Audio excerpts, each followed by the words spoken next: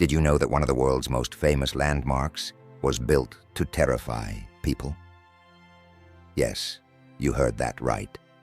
The Tower of London, a place that's now a must-see for tourists, was originally designed to strike fear into the hearts of anyone who saw it. But why? And what's the story behind this iconic fortress that has stood for nearly 1,000 years? Welcome to the tale of the Tower of London, a building that's not just a castle, but a symbol of power, a prison for the doomed, and a keeper of secrets that still haunt us today. From its bloody history to the legends of ghosts and cursed jewels, this is a story filled with drama, mystery, and a whole lot of intrigue. So, how did this massive fortress come to be? Who built it? And why has it survived for so long? Stick around, because we're about to uncover the fascinating story behind the building of the Tower of London. And trust me, it's not what you'd expect. Let's rewind the clock. Way back to the 11th century, England was a very different place. The country had just been conquered by a man who would change its history forever. William the Conqueror. After winning the Battle of Hastings in 1066, William wasn't just a king. He was a ruler who needed to prove his power and keep control over a population that wasn't exactly thrilled about being conquered. So, what did he do? He built the Tower of London. But this wasn't just any building. The tower was designed to be a fortress, a massive, intimidating structure that would send a clear message to anyone thinking about rebelling. Don't even try it. It was a symbol of Norman power, a royal residence for the king, and a safe place to store treasures and weapons. But above all, it was a statement. William wanted everyone to know that he was here to stay. Now let's talk about location. The tower wasn't just built anywhere. It was strategically placed right by the River Thames. Why? Because back then, rivers were like highways. Controlling the Thames meant controlling trade, travel, and access to the heart of London. Plus, the river acted as a natural defense, making it harder for enemies to attack. Smart move, right? So, there you have it. The Tower of London wasn't just a building. It was a tool for control, a symbol of power, and a masterpiece of medieval engineering. But this is just the beginning. Next, we'll dive into how this massive fortress was built. And trust me, it wasn't easy. All right, so we know why the Tower of London was built. But how did it come to life? Let's start with the timeline.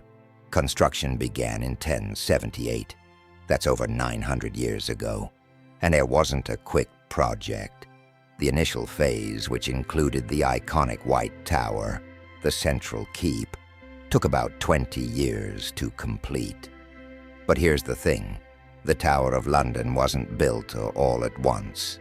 Over the centuries, kings and queens kept adding to it, expanding its walls, towers, and defenses. So, in a way, its construction never really stopped. Now let's talk about the materials. The tower was built to last, and that meant using the best resources available at the time. The White Tower, for example, was made from Kentish limestone, a sturdy, high-quality stone that was transported from quarries in southeast England. The builders also used Caen stone, imported from Normandy, for the finer details. And of course, there was plenty of timber and iron to reinforce the structure. This wasn't just a castle. It was a statement of wealth and power. But who built it? Well, the labor force was massive. We're talking about thousands of workers, stonemasons, carpenters, blacksmiths, and laborers, many of whom were local Englishmen, but some were brought in from Normandy. It was back-breaking work, especially without modern machinery. Imagine hauling massive stones, cutting them by hand, and lifting them into place using pulleys and wooden cranes. Oh, and did I mention they did all this while wearing medieval clothing? Not exactly comfortable. Of course, the construction wasn't without its challenges. For starters, the site itself was tricky. The land by the Thames was marshy, so workers had to dig deep foundations to make sure the tower wouldn't sink. Then there were the political tensions. Remember, this was just after the Norman conquest, and not everyone was happy about it. Workers had to deal with the constant threat of rebellion, and resources were often diverted to deal with uprisings. It's a miracle the tower was completed at all. So there you have it. The Tower of London wasn't just built. It was a monumental effort that took decades of hard work, ingenuity, and sheer determination. But this was only the beginning. Over the centuries, the tower would evolve, taking on new roles and becoming the iconic landmark we know today. And that's a story we'll dive into next. The Tower of London wasn't just built and then left alone. It evolved. Over the centuries, it transformed from a simple fortress into a multi-purpose complex that played a central role in English history.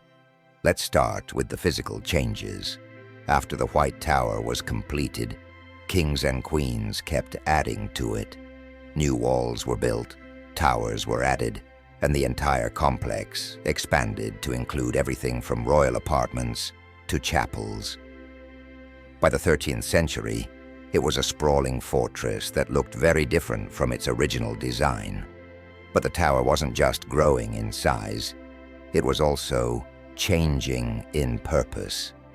Sure, it started as a royal residence and a symbol of power, but it quickly became so much more.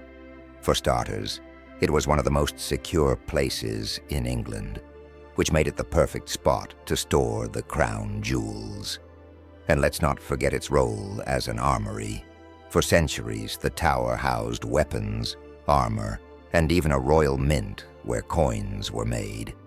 But here's where things get really interesting.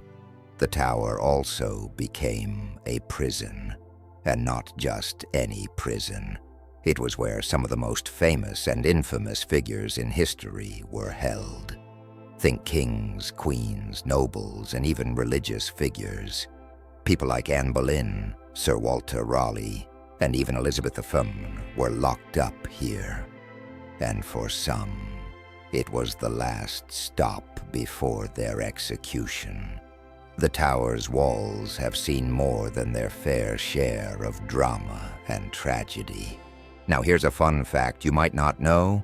The Tower of London was once home to a zoo. Yes, a zoo. In the 13th century, King Henry III started a royal menagerie, and over time, it grew to include lions, elephants, and even a polar bear that was allowed to fish in the Thames. The zoo stayed open until the 19th century, making the tower one of the oldest zoos in the world. And let's not forget the key historical events tied to the tower. This is where the princes in the tower disappeared under mysterious circumstances, where Guy Fawkes was tortured after the gunpowder plot, and where countless plots and rebellions were planned and crushed.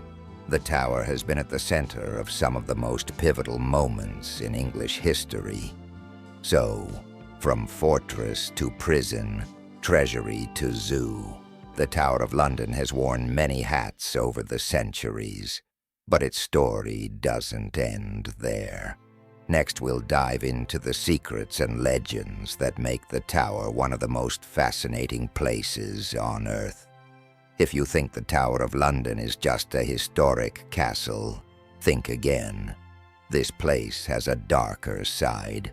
A side filled with executions, ghost stories, and legends that will send chills down your spine.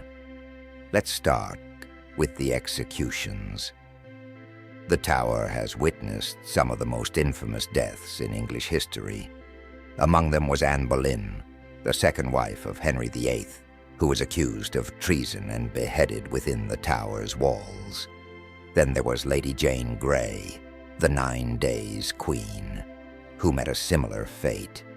And let's not forget the tragic princes in the tower, Edward V and his brother Richard, who disappeared mysteriously, with many believing they were murdered right here. But it's not just the executions that make the tower eerie, it's the ghosts. Yes, the tower is said to be one of the most haunted places in England.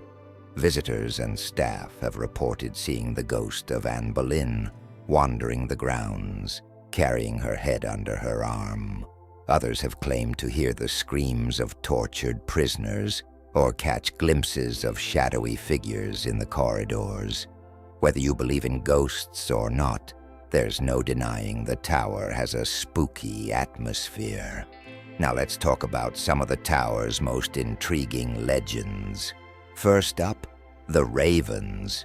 According to legend, if the ravens ever leave the tower, the kingdom will fall. That's why there are always at least 6 ravens living here, cared for by the tower's raven master. These birds aren't just part of the scenery. They're a symbol of the tower's enduring legacy. And then there are the crown jewels. Housed in the jewel house, these priceless treasures are more than just shiny objects. They're a symbol of the monarchy's power and history. But they're also surrounded by stories of curses and theft. One of the most famous gems, the Koh-i-Noor diamond, is said to bring misfortune to any man who wears it. Coincidence? Maybe, but it's hard not to wonder. So, whether it's the ghosts of executed prisoners, the mysterious ravens, or the cursed jewels, the Tower of London is a place where history and legend collide. But this isn't just a relic of the past. It's a living, breathing monument that continues to captivate us today. And that's what we'll explore next. Today, the Tower of London isn't just a historic site. It's a living piece of history. Recognized as a UNESCO World Heritage Site since 1988, the tower is celebrated as one of the most important cultural landmarks in the world. But what does that mean exactly? Well, it means the tower is protected as a treasure of human history, a place that tells the story of not just England, but the world. So, what's the tower's role today? For starters, it's one of the most popular tourist attractions in the UK, drawing millions of visitors every year. People come from all over the globe to walk its ancient walls, marvel at the crown jewels, and hear the tales of its past. But it's not just a museum. It's an experience.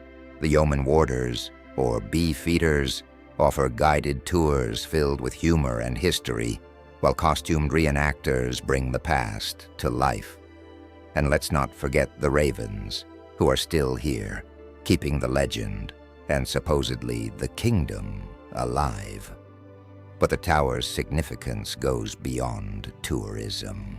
It's a symbol of resilience and continuity. For nearly 1,000 years, it has stood through wars, plagues, and revolutions, adapting to the times while preserving its history. It's a reminder of where we've come from and how far we've gone. Culturally, the tower is everywhere, in books, movies, and even video games. It's inspired countless stories, from Shakespeare's plays to modern-day thrillers.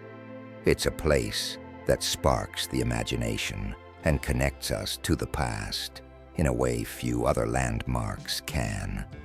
And let's not forget its role in modern ceremonies. The tower is still part of royal traditions, like the ceremony of the keys, which has taken place every night for over 700 years. It's a living link to the past, a place where history isn't just remembered, it's celebrated. So why is the Tower of London still relevant today? because it's more than just a castle. It's a symbol of power, a keeper of secrets, and a storyteller of the human experience. It reminds us that history isn't just about dates and facts. It's about people, their struggles and their triumphs. And that's something that will always matter. So, there you have it. The Tower of London, a fortress built to intimidate, a prison that held kings and queens, a treasury guarding priceless jewels, and a place where legends like the ravens and ghost stories come to life. For nearly 1,000 years, it stood as a witness to history, evolving with the times while keeping its secrets locked within its walls. But here's a question to leave you thinking. If these stones could talk, what stories would they tell? What secrets are still hidden in the shadows of the tower's towers and corridors? If you enjoyed this deep dive into the Tower of London, you're going to love exploring more historical mysteries with me. Did you catch my video on the Battle of Malden? If not, you're missing out. Click right here to watch it now. And don't forget to hit that like button if you learned something new today, and leave a comment telling me what's the most fascinating part of the tower's history to you. Is it the executions, the legends, or something else? I'd love to hear your thoughts. Oh, and before you go, make sure to subscribe and ring that notification bell, because next time we're diving into another incredible piece of history, the Doomsday Book and William the Conqueror's legacy. Trust me, you don't want to miss this one. Until then, keep exploring, keep wondering, and I'll see you in the next video.